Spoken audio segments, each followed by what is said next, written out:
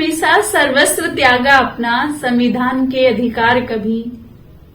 तुम्हारे घर की दहलीज और जिम्मेदारियों से बड़ी न हो सकी। तुम समझती रही यह त्याग नहीं, प्रेम है, भाव है, कोमलता है। आप सभी का स्वागत है आपके अपने चैनल पिंड इमोशन में।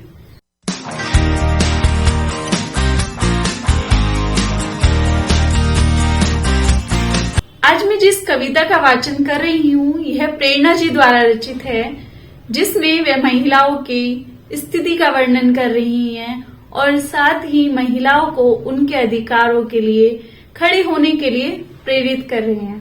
तो आइए सुनते हैं ये खूबसूरत कविता। तुमने कभी नहीं मांगे अपने अधिकार, अधिकारों की श्रृंखलाएं तुम्हारे कर्तव्यों के सामने शून्य होती रही। तुम नेपथ्य से संचालन करती रही और तुम्हारी अस्मिता समय की बलि चढ़ती रही। तुम हमेशा से तिरस्कृत रही हो। तुम्हारी महत्ता सिर्फ इतनी रही कि तुम साधन रही हो, अन्य की सुविधाओं का माध्यम रही हो। तुम्हारी महत्ता सिर्फ इतनी रही कि तुम साधन रही, अन्य की सुविधाओं का माध्यम रही। तुम धर्मों में त्याज्य रही। तुम्हारे अस्तित्व को इतिहास की किताबों तक ने नहीं स्वीकारा। युद्ध में यशस्वी नृपों का गान होता रहा और युद्ध की विभीषिका और क्रूरता का सामना करने वाली तुम हमेशा नगण्य रही। तुम इस्तेमाल होती रही महज एक वस्तु की भांति। तुम्हें अब अपनी पहचान अतीत में तलाशने की आवश्यकता नहीं और न ही झूठी प्रशंसा में। तुम्हें अब स्वीकार करना होगा तुम्हारा यथार्थ।